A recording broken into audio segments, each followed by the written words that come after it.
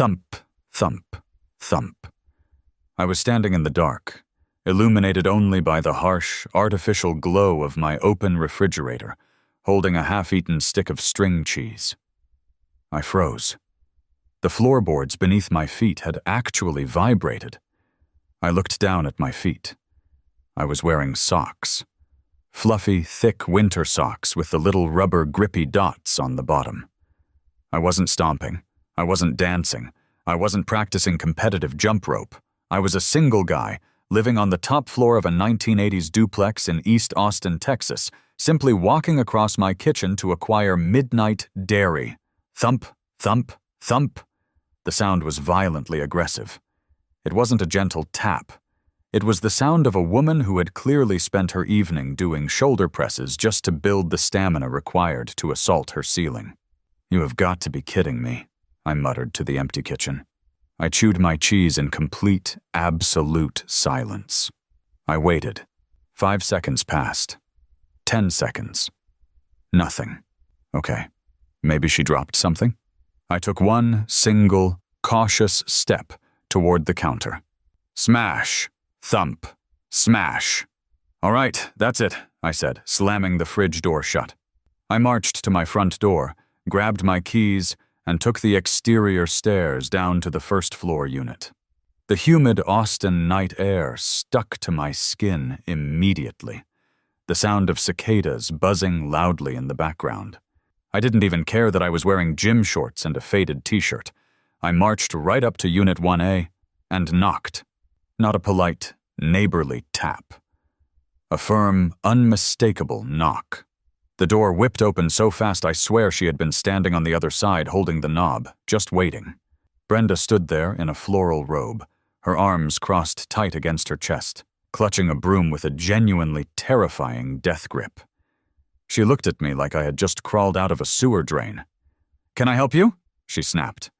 Her voice was sharp, nasal, and entirely too loud for 11 o'clock at night. "Brenda, hi," I started, forcing my voice to remain calm, steady, and dangerously polite.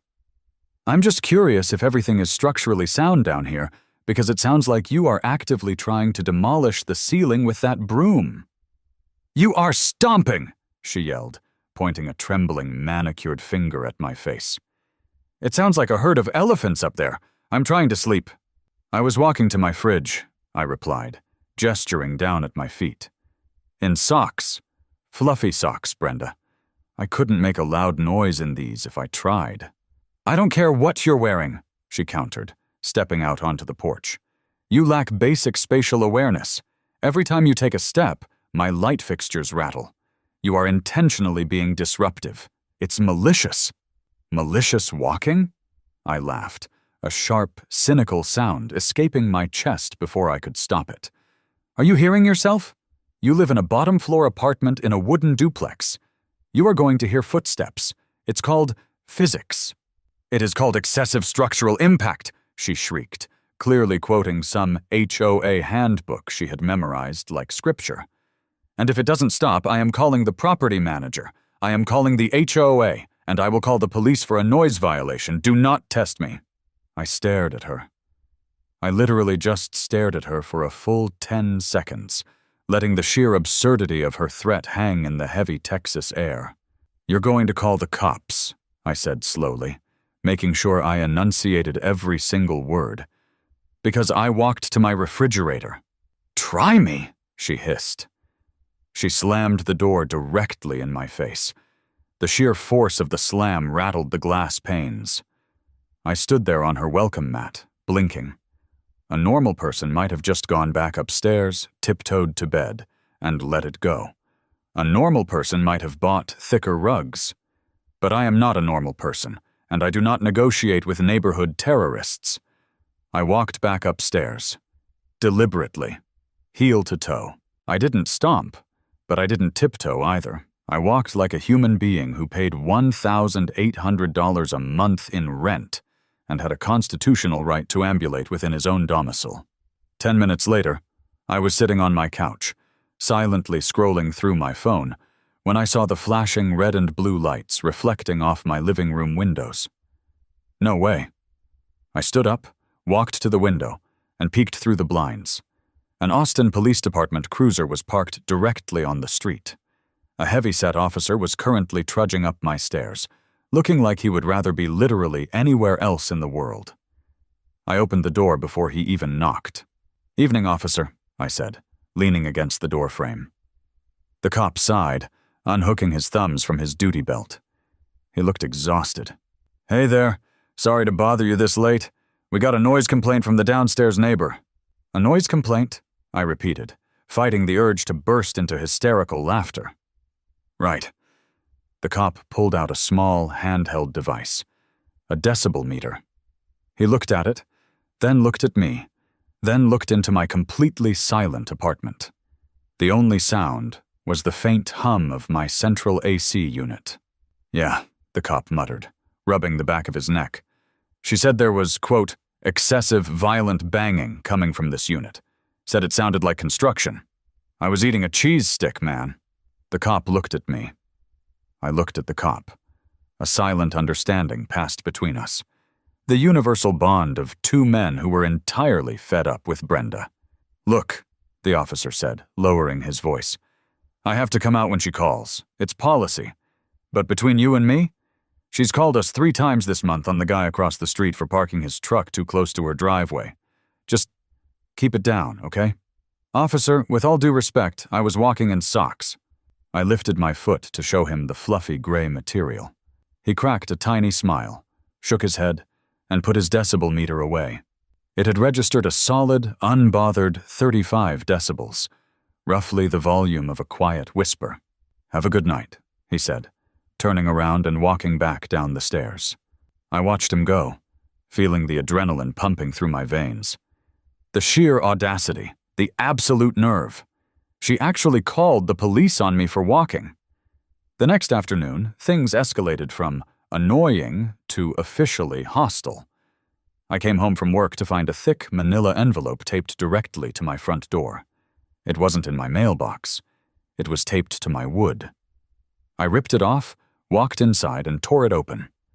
It was a formal notice of violation from the neighborhood HOA. "Dear resident, this serves as your first official warning regarding excessive noise and structural disruption originating from your unit. We have received formal complaints citing excessive structural impact during quiet hours, 10 p.m., 7 a.m. Failure to mitigate this disruption will result in daily fines of $100 and potential legal action." Attached to the letter was a handwritten note from Brenda. It was written in bright red gel pen. "I told you I wouldn't tolerate it. Be quiet or pay up." I sat down at my kitchen island and read the letter 3 times. My hands were actually shaking, not from fear, but from an intense, laser-focused rage. She bypassed the property manager. She went straight to the HOA to leverage fines against me for existing in my own space. I grabbed my laptop, opened a new tab, and cracked my knuckles. "All right, Brenda," I whispered to the empty room. "You want to talk about structural impact? You want to talk about the rules? Let's talk about the rules." I didn't sleep that night. Instead, I spent 7 straight hours descending into the absolute depths of the Austin City Municipal Code. I read through noise ordinances, residential zoning laws, and HOA bylaws.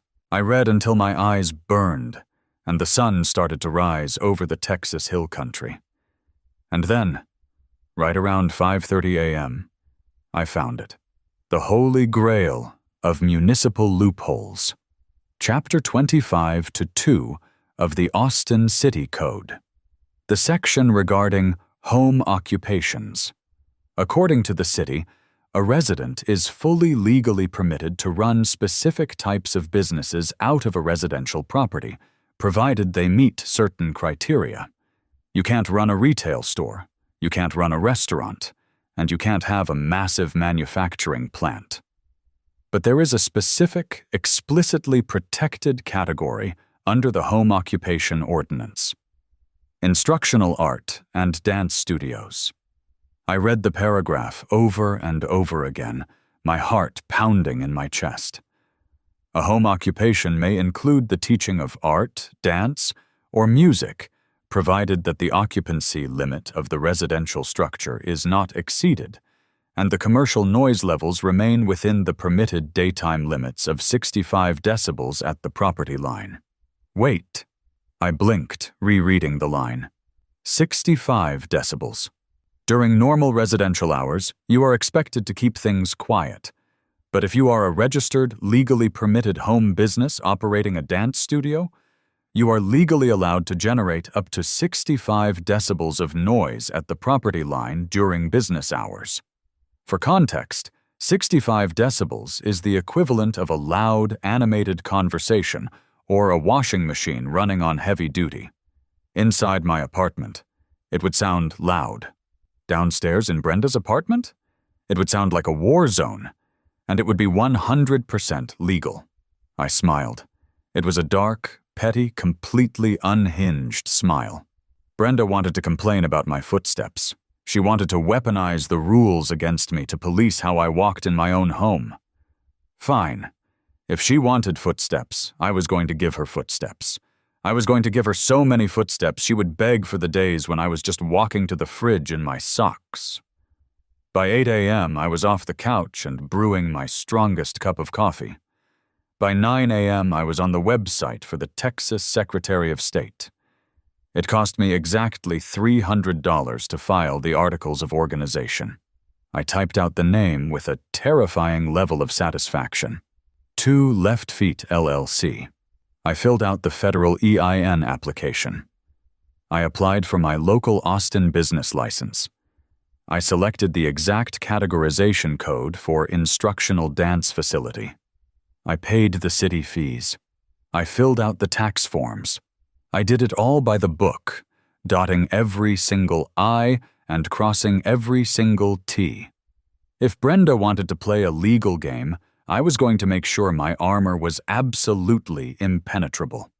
A week later, the official, embossed business license arrived in the mail.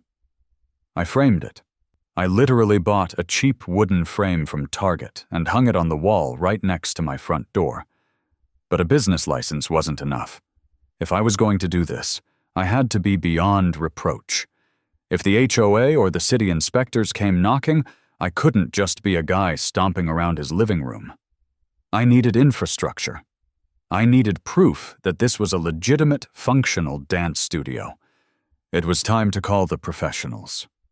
I spent the next 3 days calling local flooring contractors around Austin.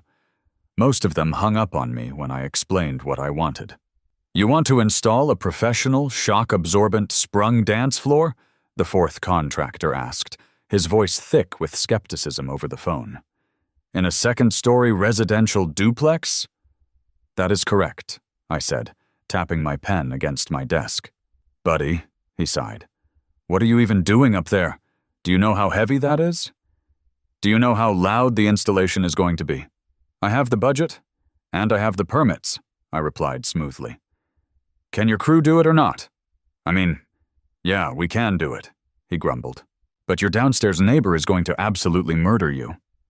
"That," I smiled, "is the entire point." The crew arrived on a Tuesday morning at 8 a.m. sharp. There were 4 of them, carrying massive sheets of plywood, high-density foam blocks, and heavy tools. They stomped up the wooden exterior stairs, hauling their equipment with zero regard for stealth. I opened the door and ushered them in, pointing to the completely cleared-out living room. "All right, boys," I said, handing the foreman a printed copy of my city-approved installation permit. "Tear up the carpet. Lay down the foam. I want this floor capable of withstanding river dance."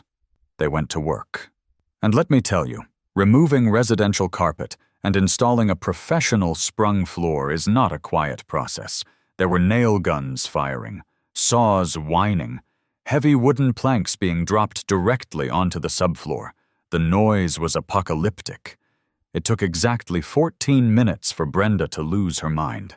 I was standing in the kitchen, watching the foreman measure out a piece of plywood when my front door practically exploded off its hinges. Brenda stood there, her face a shade of purple I had never seen on a human being before. She wasn't holding a broom this time. She was holding her phone, already dialing. "What in the name of God is going on up here?" she screamed over the sound of a circular saw. The contractor stopped. The foreman lowered his saw, pulling down his safety mask to stare at her. "Hey, Brenda," I said casually, taking a sip of my coffee. "Just doing some renovations." "Renovations?" she shrieked, stepping into my apartment. "It sounds like a construction site. You are violating every single noise ordinance in the city. I am calling the police right now." "Actually," I said, holding up a finger, "you might want to hold off on that." I walked over to the entryway, took down the framed business license, and handed it to her, along with the thick stack of approved city permits. "What is this?" she snapped, snatching the papers out of my hand. "That," I said, my voice dripping with absolute satisfaction, "is my active, legally registered business license, and those are my approved city permits for commercial floor modification." She stared at the papers. Her eyes darted back and forth across the page, reading the words, "Two Left Feet LLC," and "Instructional Dance Facility." "A dance studio?" she whispered, the color draining from her face. You can't run a dance studio in an apartment." Under Austin City Code. Chapter 25-2, regarding home occupations, I absolutely can, I replied, reciting the law from memory. "As long as I don't exceed occupancy limits and maintain a noise level under 65 decibels at the property line during business hours, which, by the way, are 8 a.m. to 8 p.m. She looked at me, then looked at the 4 burly contractors standing in my living room holding nail guns, then looked back at me. "You are insane," she breathed.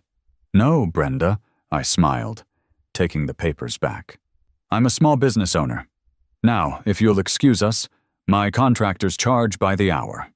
The foreman, a burly guy named Mike, who looked like he wrestled bears for cardio, literally had to turn his head to hide a massive grin. Brenda stood there for another solid 10 seconds, her mouth opening and closing like a suffocating goldfish, before she finally spun around and stomped back down the stairs. The sound of her slamming her own front door actually rattled the brand-new stack of plywood leaning against my wall. "All right, look," Mike said, pulling his safety mask back up and shaking his head. "I don't know what kind of psychological warfare you've got going on with the lady downstairs, and honestly, I don't want to know. But I will tell you this. When we get this high-density foam laid down and top it with the sprung oak, it's going to act like a giant acoustic amplifier. If you drop a pin on this floor, it's going to sound like a bowling ball down there." "Mike," I said, placing a hand on my chest and faking a look of utter innocence. "I am just trying to foster a safe, supportive environment for the performing arts." He barked out a laugh, fired up his nail gun, and went back to work. They were at it for 2 full days. I basically lived in my kitchen, working off my laptop, while the living room was transformed from a standard, boring, carpeted apartment space into a legitimate, professional-grade dance studio. They installed the foam blocks, laid down the subfloor, and then pieced together the beautiful, polished oak top layer. They even installed a massive wall-to-wall mirror along the far wall and a wooden ballet bar. I mean, if you're going to maliciously comply with city zoning laws, you might as well make it aesthetically pleasing, right? By Thursday afternoon, Mike was packing up his tools. I handed him a check, plus a very generous tip, and he gave the floor one final approving stomp with his heavy work boot. The sound was glorious. It was deep, resonant, and echoed perfectly. Downstairs, I immediately heard Brenda's broom handle smack against the ceiling. "Sounds like you've got a fan," Mike chuckled, slinging his tool belt over his shoulder. "She's my biggest supporter," I replied. The real test, however, came at exactly 8:30 a.m. the next morning. I was sipping my coffee, admiring my pristine, empty dance studio, when a sharp, authoritative knock hit my door. I knew exactly who it was. I had been expecting them. I opened the door to find a tall, remarkably thin man with a clipboard, wearing a polo shirt with the official seal of the City of Austin Code Enforcement Division embroidered on the chest. And hovering right behind him, looking absolutely triumphant, was Brenda. She had her arms crossed, a smug, self-satisfied smirk plastered across her face. She looked like a cartoon villain who had just successfully tied the hero to the train tracks. "Good morning," the man said in a dry, bureaucratic monotone. "Are you the leaseholder of this unit?" "I am," I said cheerfully. "My name is Gary. I'm with Austin Code Enforcement. We received a high-priority complaint regarding unpermitted commercial construction and illegal operation of a business in a residential-zoned unit. I'm going to need to inspect the premises." "Of course, Gary. Come on in," I said, stepping aside and gesturing broadly toward the living room. "Watch your step. The floor was just finished." Gary stepped inside. Brenda tried to follow him, but I immediately put my arm across the doorway, blocking her path. "Whoa, hold on there, Brenda," I said, giving her a completely fake, incredibly polite smile. "This is a private, insured business facility. For liability reasons, I can't have unauthorized non-students on the floor. You understand, I mean, insurance premiums these days are just crazy, right?" "I have a right to be here," she sputtered, her smug smirk instantly melting into outrage. "I called him." "You called him, but you don't live here," I replied, slowly shutting the door in her face. "Have a great morning." The latch clicked. I turned around to find Gary standing in the middle of my living room, staring at the wall-to-wall mirrors, the ballet barre, and the immaculate sprung oak floor. He looked down at his clipboard, flipped a page, and looked back up at me. "The complaint stated you were building a literal construction site in your living room," Gary said, his voice entirely devoid of emotion. "Does this look like a construction site, Gary?" I asked, leaning against the kitchen counter. "It looks like a dance studio." "That is because it is a dance studio," I said, walking over to the entryway and grabbing the thick 3-ring binder I had spent the last 2 days meticulously assembling. I slapped it down on the kitchen island. "2 Left Feet LLC. Here is the active business license filed with the state of Texas. Here is the local commercial permit.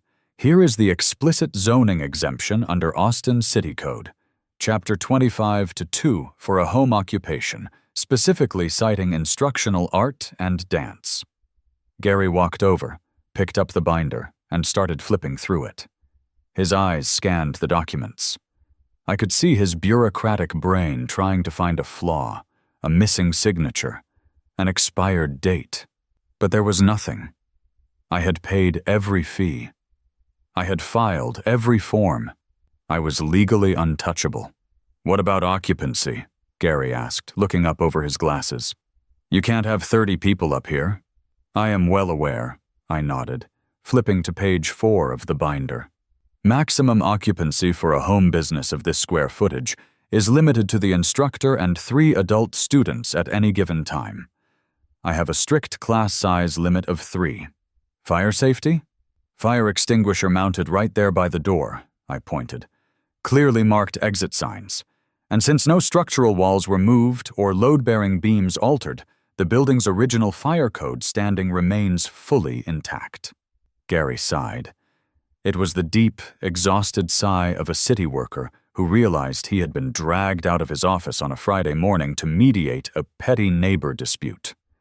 He closed the binder and handed it back to me. "All right, paperwork is in order. You're fully permitted.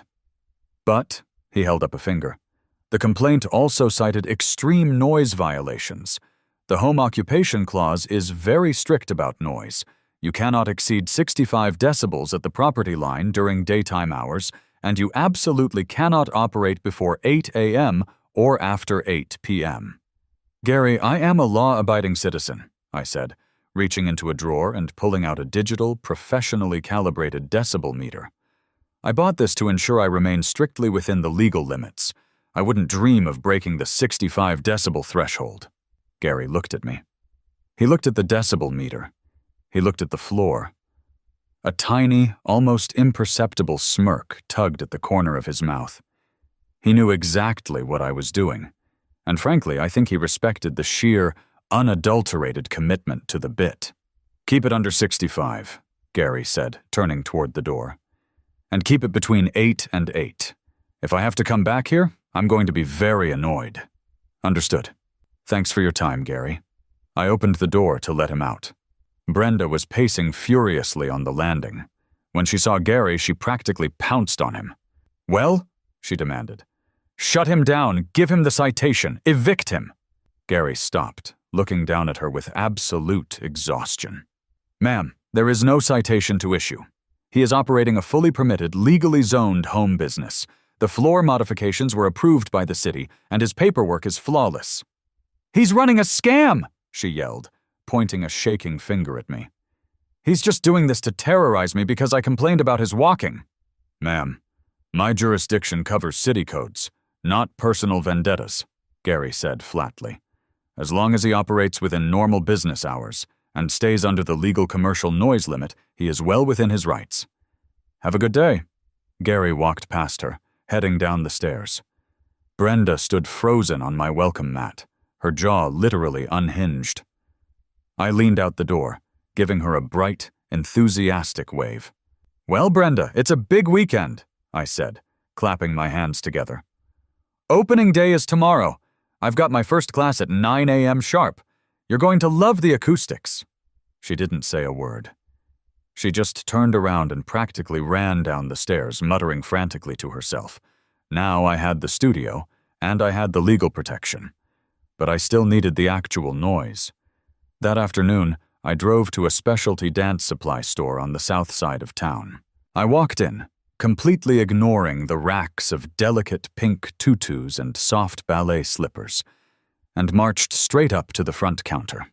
"Excuse me," I said to the teenager, working the register. "I need tap shoes. Specifically, I need the heaviest, thickest, most obnoxiously loud tap shoes you legally sell. I am talking solid metal plates, heavy wooden heels. I want shoes that could double as medieval weaponry." The kid blinked at me, popped a bubble with her chewing gum, and led me to the back. I ended up dropping $150 on a pair of professional-grade, solid leather tap shoes with double-thick aluminum plates screwed into the toes and heels. Just holding them in my hands felt like holding bricks. But I couldn't do this alone. The law said I could have up to 3 students.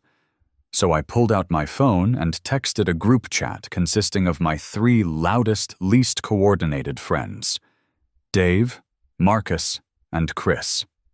Me. "Free beer and pizza at my place tomorrow at 9 a.m. But you have to help me legally torture my downstairs neighbor. Dave."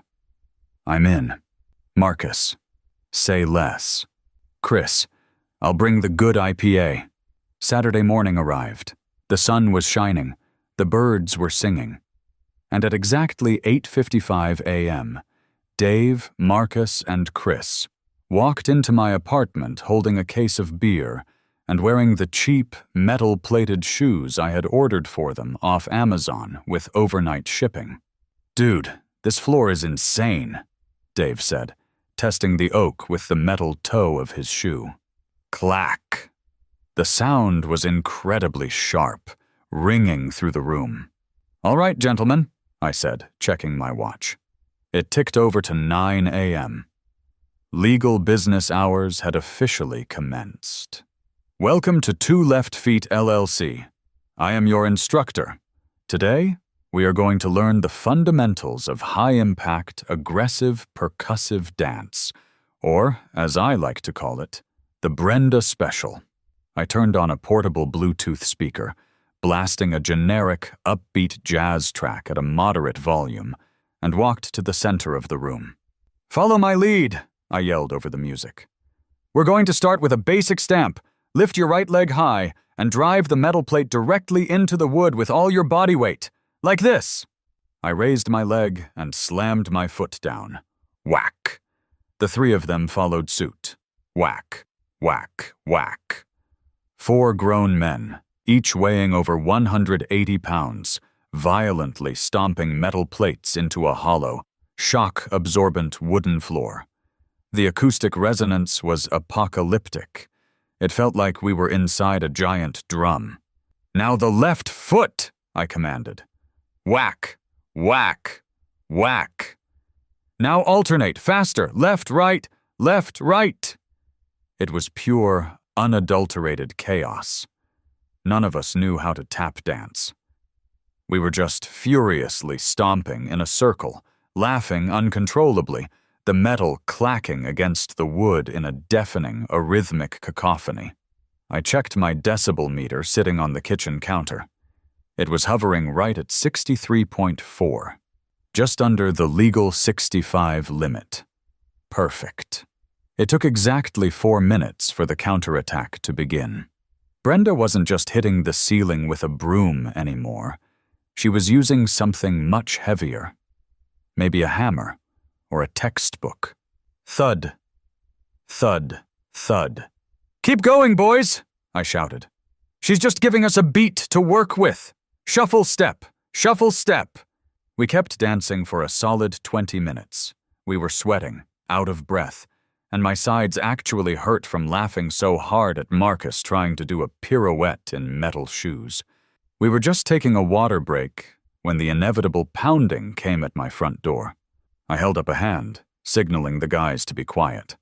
I walked over, looked through the peephole, and smiled. It was Brenda, and she had brought backup. Standing next to her was Richard, the president of the HOA. Richard was a guy who took his unpaid volunteer position way too seriously. He was wearing pleated khakis, a polo shirt tucked in with a braided leather belt, and holding a clipboard of his own. I opened the door, a towel slung over my shoulder, breathing heavily like I had just run a marathon. "Morning, Brenda." "Morning, Richard," I chirped, wiping sweat from my forehead. "Welcome to the studio. Are you guys here to audit a class?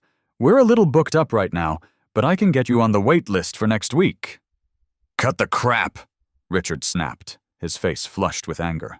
"What the hell do you think you're doing? Brenda called me in a panic, saying it sounds like a demolition derby up here." "Just conducting my 9 a.m. beginner tap class, Richard," I said, gesturing to Dave, Marcus, and Chris, who were leaning against the ballet bar in the background, desperately trying not to laugh. "This is a residential building," Richard barked, waving a copy of the HOA bylaws in my face. "You cannot run a commercial dance studio out of a second-story unit. You are violating Section 4, Paragraph B regarding excessive noise and unapproved business operations.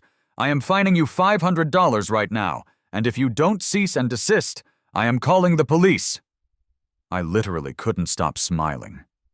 This was the moment I had spent hundreds of dollars and dozens of hours preparing for.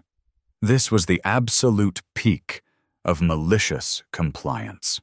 "Richard, buddy," I said, stepping out onto the landing and softly closing the door behind me. I didn't want the guys interrupting my monologue. I looked him dead in the eyes. "Let me educate you on the legal hierarchy of property law in the state of Texas." I reached back inside, grabbed my trusty binder, and handed it to him. "You see, HOA bylaws are subordinate to city municipal codes," I explained slowly, as if I were talking to a very slow toddler. "If an HOA rule directly contradicts a protected city zoning ordinance, the city ordinance supersedes the HOA. It's a fun little legal concept called preemption." Richard glared at me, aggressively flipping through the binder. I watched his eyes track over the business license, the city permits, and the printed copy of Chapter 25-2.